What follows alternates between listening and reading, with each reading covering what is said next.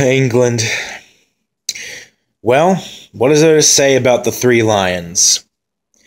After hitting rock bottom in 2014, though their real rock bottom was in 1994, England are back in the World Cup, and this time they're in a more promising group, along with Tunisia, Panama, and albeit a very scary, individually talented Belgian side. But they're not anywhere close to what you could consider a group of death, as they were in one of them back in 2014.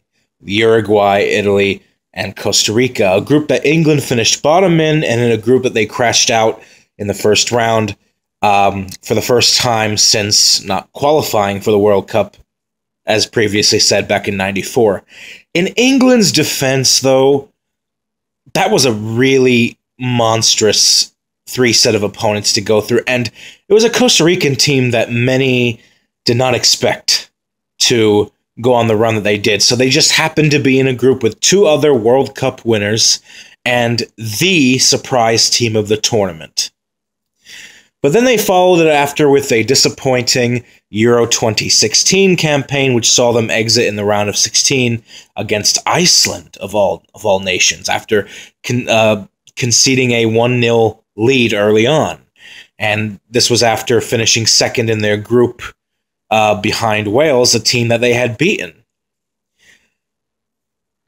And indeed, it has not been since 2006 since England has actually won a knockout stage in a major tournament. That came in the World Cup in Germany. That was against Ecuador. Did not qualify for Euro 2008, 2010 round of 16 exit to Germany, 2012 Euro exit in the quarterfinal to Italy, 2014 group stage exit World Cup, 2016 round of 16 exit to Iceland. So it's been over a decade since England have won a single knockout round fixture. Quite depressing for a country that is one of the only 8 nations ever to win the World Cup.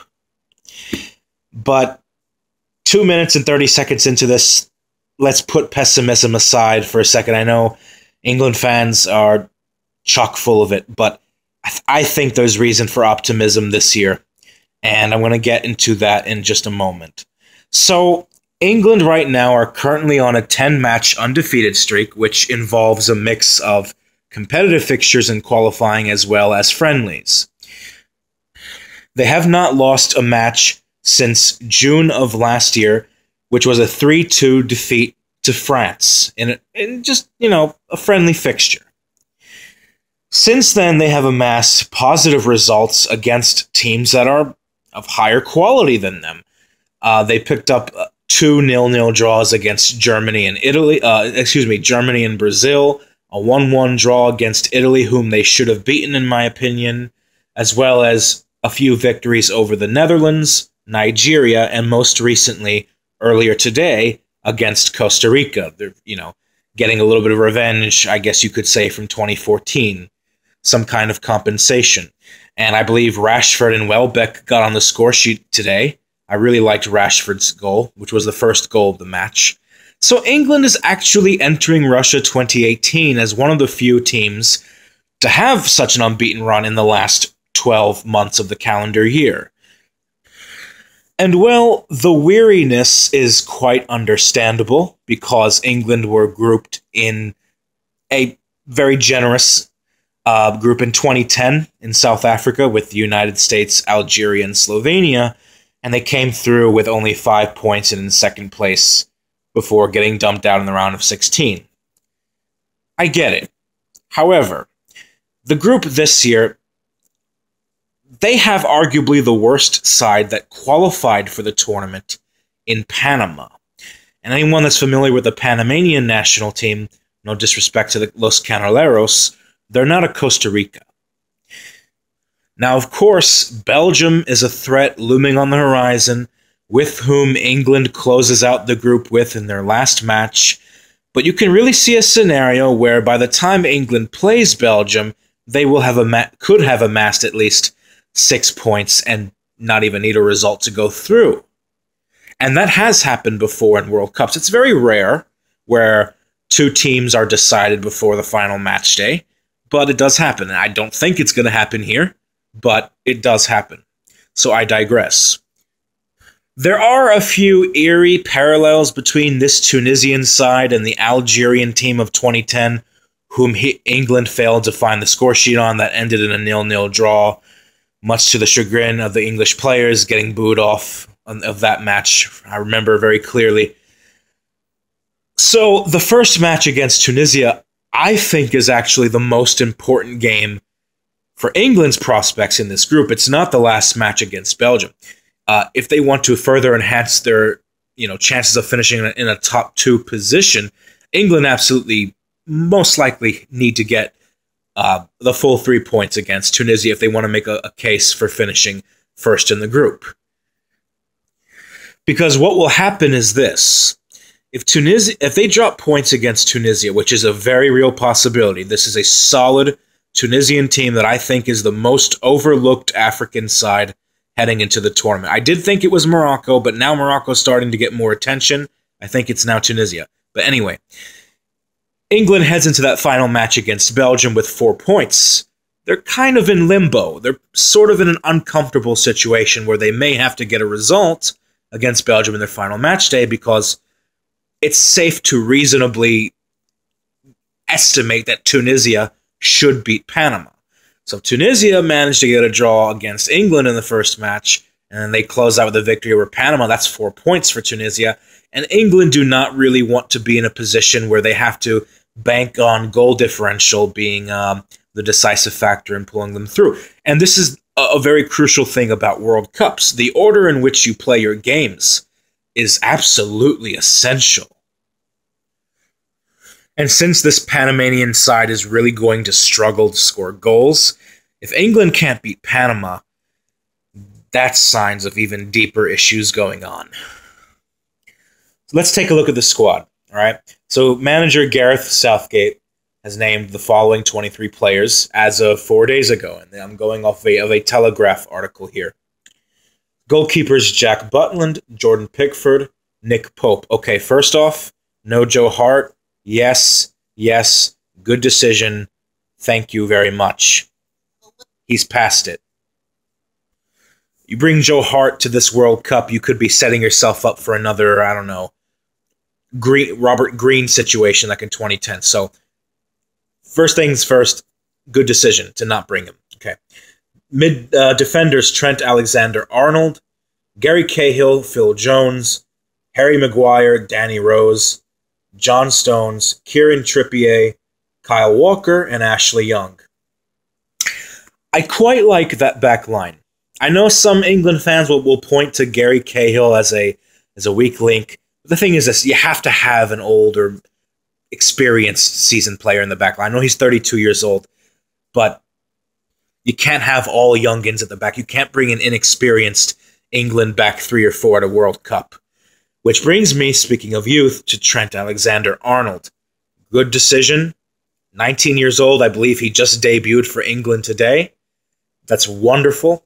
Really promising young talent for Liverpool at the moment. Danny Rose, God bless him, recently came out as having depression. And then John Stones, Kyle Walker, Ashley Young, not surprising. We essentially expected them to make the 23-man roster, if not at least the provisional squad, right?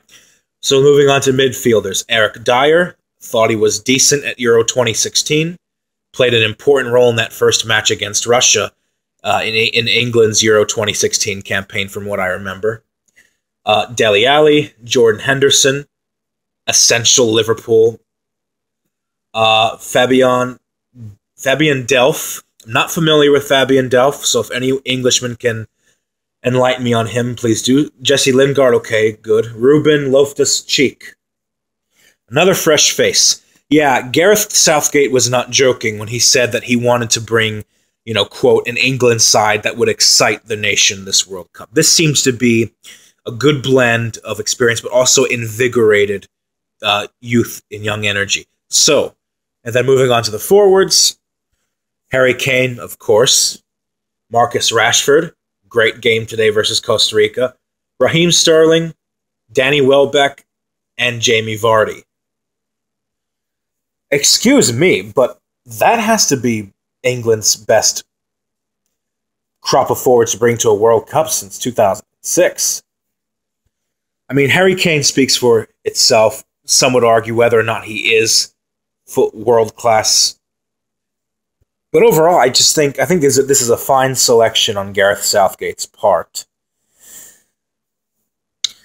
I mean, it is going to be difficult to match the morose, dull setup that Roy Hodgson had England set up under for 3 international tournaments in a row between Euro 2012 and Euro 2016. So let's talk about England's expectations. Well, looking at their sister group with Poland, Colombia, Senegal, and Japan, if England finish in a top 2 position in Group G, they can conceivably get to the quarterfinals because they play, let's say, a Poland or Colombia in the round of 16. I said earlier today in my Colombia video, that's essentially a coin toss. And when you look at the way the bracket is set up, England have quite a clear path to the last 8. And I know many England fans will be worried about Belgium in the group, but if you're asking me, Belgium, collectively, especially under Roberto Martinez, several lineup mistakes that he's made, including the exclusion of Raja Nainggolan, who I think is their most proactive and aggressive midfielder. I don't think Belgium is going to light up this tournament. I don't think they are the worst prospect England could have hoped for when getting a seeded team for this draw. I mean, England avoided Germany and Brazil and Argentina and Portugal and Spain, so Belgium are beatable. I think England can top this group. I know fellow YouTuber Dominic Rich has England topping this group. Not quite comfortable just yet to say where England will finish, but despite the disappointment that, I want to speak to you directly, England fans, despite the disappointment you had in 2014, I'm really hard-pressed to see how you flop again, especially given the path that you've been presented here. Tunisia will be the key to unlocking the puzzle, in my opinion, as far as developing a straightforward route to navigating the group that you are in. And then a round of 16 clash against Lewandowski's Poland or James' Colombia. You'd have to think that the road would end in the quarterfinals, most likely coming up against a Germany or Brazil, but this England team can do the country proud. So good luck, England.